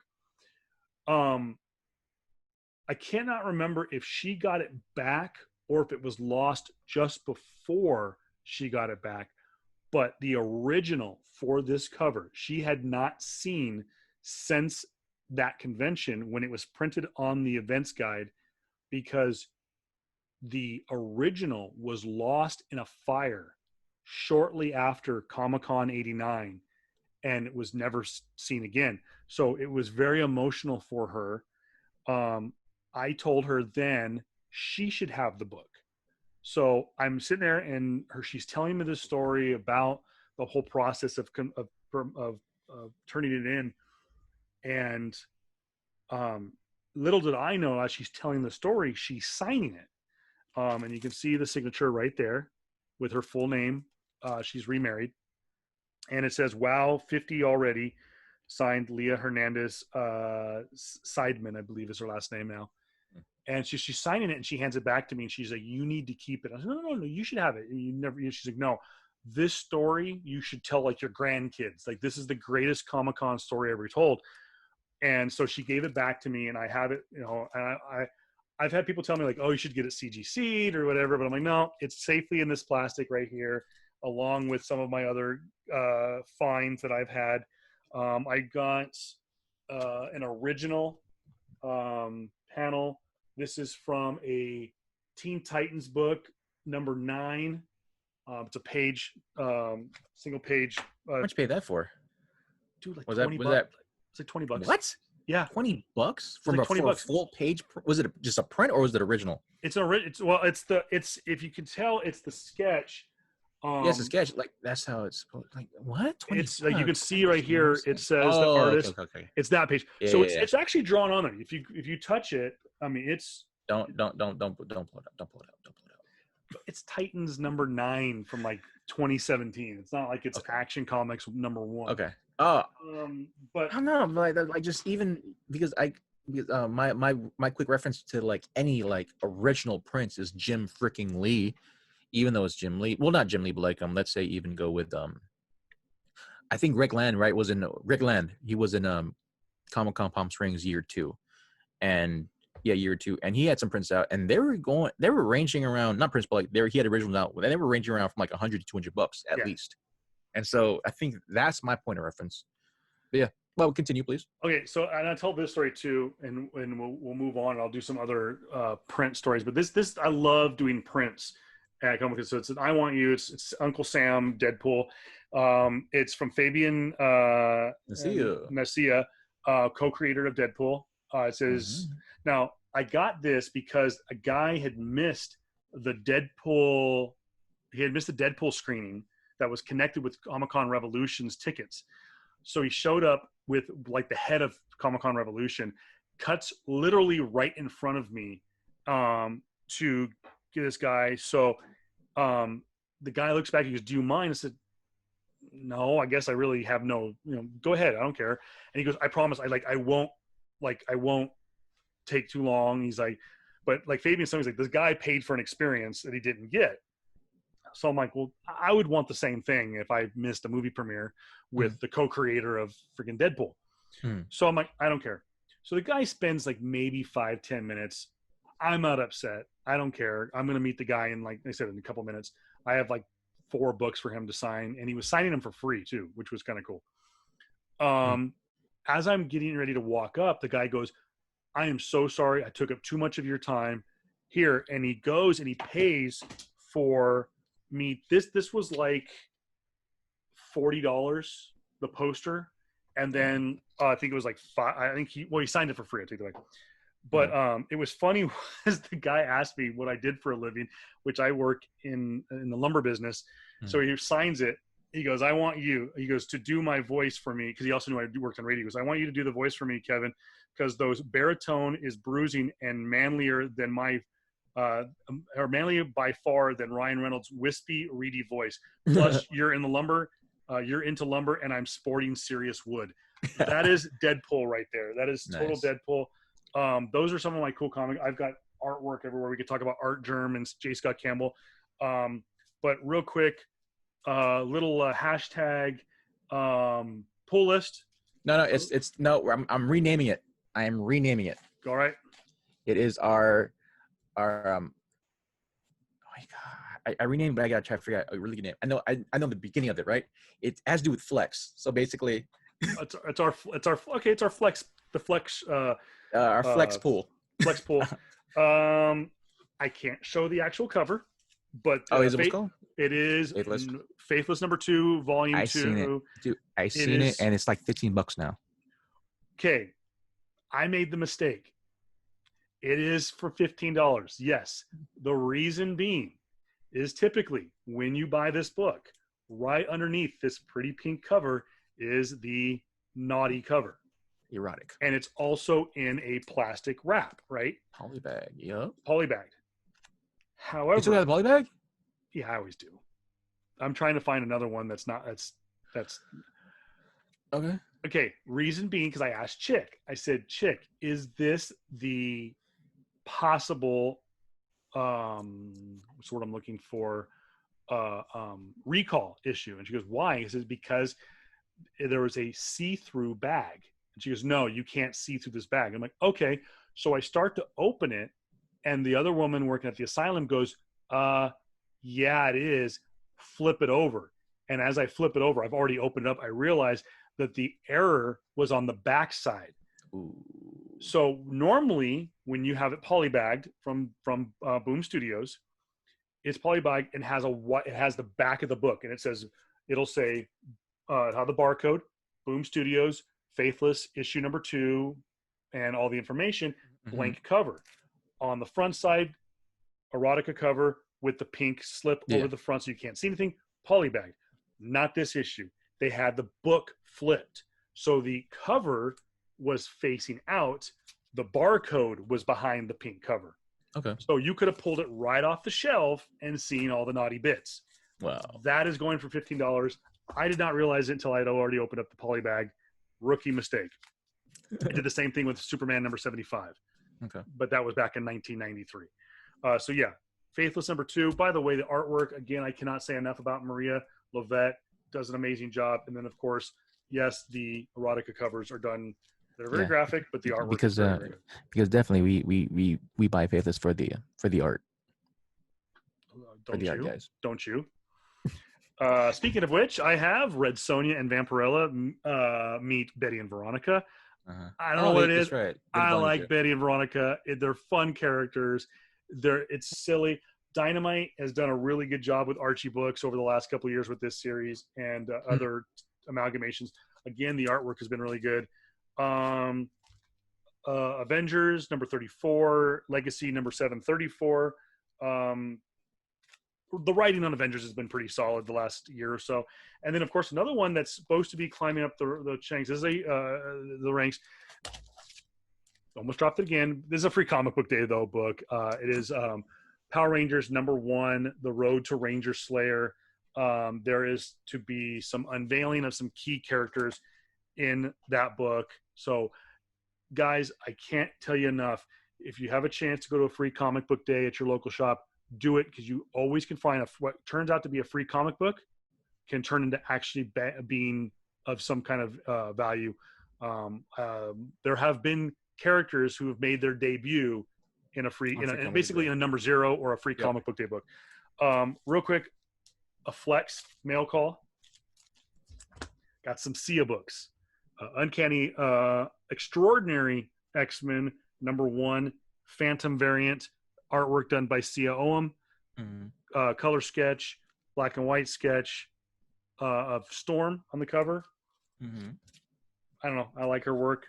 Save that one for last. This one, I don't know who the artist is. Just really liked it. This is Supergirl from 2006. Yep. Very Michael Turner-esque. It's not Turner, but just a really, really cool cover. I liked it. I got it for $1 from Empty Tombs. Shout out. Some more Sia Oum books. This is Hulk Volume 2 from 2016 or 2017. This is the color variant. Yeah. The black and white variant. Mm-hmm. And some people will call this next one the sepia cover, but if you pay attention, it actually is a color variant. And guess what skin color Jennifer is? That's right. She's transforming into She-Hulk. So we've got a green skin tone variant. No, that's actually, I remember that one. That's her being immortal. That's her being that's I think that one's post Civil War II. So that's her being her new Hulk variant. I just realized I have a freebie in this little book. Hawkeye versus Deadpool #3. How do you just notice that? I just didn't realize it. Because I think these are supposed to be wraparound covers, and I thought that's what he did at first. Was he did like what Chick and Javelle do, where they wrap it around? But no, Hawkeye versus Deadpool. Okay. Cool. And then some shout out to one of JR's favorites, Batman #44. Mm-hmm. The wedding issue. The wedding issue. It's lead up to the wedding issue. Lead up to the wedding issue. Yeah, the wedding issue. Something borrowed, something blue issue is what they call it. Yeah. So I got another one of these. Real quick, little hashtag pull list. Art Germ from Death Metal to a little art germ of what looks to me to be Harley Quinn. Creepy book. Probably one of his best books. But a book I've been looking for at least 2 years now. I finally got my hands on it. It is a variant of Gwenpool Holiday Special Merry Mix-Up. It's a hard to find variant. It was a one per store variant, and this is it says on the character, it says, now I have just show it, you fool. It's Gwenpool and Frank Castle. Yeah. And this is an homage allegedly to Die Hard. So this is a very hard to come by. It says, now I have like a bunch of guns, like too many to be honest, ho ho ho, written on the Punisher there as he's tied up to the chair. But this now pulls me within 2 books of completing my Gwenpool collection. I am missing the incredibly difficult to find for a reasonable price Ron Lim cover, the full color variant of Gwenpool holding the sword to Hydra Bob. That one. Okay, never mind. That one is hard to find. You can find the black and white. I have that one. Yeah, I have that one. Never mind. Do you have the color version or the black and white? Both. I have both. We need to talk. No, we're not. Because the color version is way too expensive. Yeah, and we'll talk. No, we're not. We could trade. We come up with something tradable. No, it's a 9.8. No, we're not. The other one, the other book I'm missing is an Avengers, West Coast Avengers book. It is a Terry Dodson cover, and we could do an eBay issue on that book. But that's probably it. Like I said, I'll save all my other fun stuff for next week. What you got, bud? What you got your hashtag flex on for this week? I call it pull list flex. There you go. Pull list flex. What you got in the pull list flex? For I got a couple of stuff. I mean, granted, this week's been pretty crazy, or just releases, and that's good. That's good to know, because I love that my local comic book shop is getting its revenue back. It is definitely surviving and thriving. So, and again, guys, as JR goes for his stuff, again, if you are thinking about getting into collecting, this is a great time to get into collecting, because a lot of people are selling books, a lot of stuff. Check out our local shops first and foremost. Again, Desert Oasis Comics, the home of the Godfather, Sid Johnson. Check him out. Look him up on social media or on Google Maps, and they'll take you right there. Special hours for a lot of places. Interstellar Comics, just a stone's throw from downtown Palm Springs, under new ownership, but nonetheless still there for the comic book fan in you. And of course, the Epicenter, the Asylum, Comic Asylum in Palm Desert. Again, check them out on social media. If you're looking, guys, all 3 owners are here for you. Yes, they're capitalists. They're here to make money, but they want to make sure that you So fans weird. don't. They are. I mean, they're a business. They're looking to make. capitalists. They're capitalists. They want to make money, They're business owners. but they want to help. They don't want you guys to get screwed. Yeah, And definitely. They're definitely because come on, guys, we got to talk about comic books are a very niche market in general, and so the last thing you want to do is make it even more niche market by then ostracizing people, by ostracizing or being gatekeepers of this genre or this form of media. And so going on to my stuff, man. I got a lot of multiples in my bag, but these are like some older stuff. Wind issue 1, right? I got all the variants to go with this too. I put them in my top loaders already. There's Wind, Oblivion Song. There's the Campbell variant. The Campbell variant. What? Was that a new book? Yeah, Oblivion Song 25. It's a Campbell cover, and friggin' Chick didn't tell me. We got to have some words. No, you know why I should tell you? Because I bought them all. You're a dick. How many copies do you have? I like 3 or 4. How much you want Actually, for one? I don't recall. It depends. Give me a second. Let me go on Key Collector. And then I got Venom 25. If y'all don't know, man, Venom is popping off right now. Venom is on the top. 25 is the first cameo appearance of a new Venom enemy, a villain per se. I forgot his name. But he makes his first cameo appearance in 25. Yeah, Venom's going to be hot right now. Yeah. Donny Cates is, I believe, still working on the book, and I do not think they're going to pull him off that book anytime soon, unless DC offers him some money to jump ship. No, he's not. He's not leaving Marvel. He's not leaving Marvel. No. Venom 26. This came out this week. I have 1, 2, 3, 4 copies of this one. I got a couple more coming in. Venom 25, the new second print, which I told you to get. I told this guy to get. You know how much these are right now? How much? $30. I'm really kind of. I mean, people follow me on social media again at Voice of Reason 23. You can see where my collection has been relegated to my garage because it's outgrown my house. So it's a good cover. Hard cover. Now this one came out last week too. Actually, I like this one. You saw Wonder Woman? Yeah, I've been really enjoying. I didn't see that one, but I've been really enjoying the variants for Wonder Woman the last 3 or 4 months. So, okay, yeah. The Lobo cover, Death Metal 2. Lobo, such a weird character. I love him, dude. He's the only character cursed by the gods to not ever die. In DC, I know in Marvel it's Thanos, but still. Catwoman.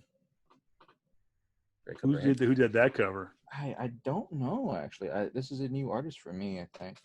But yeah, and Javel being Javel.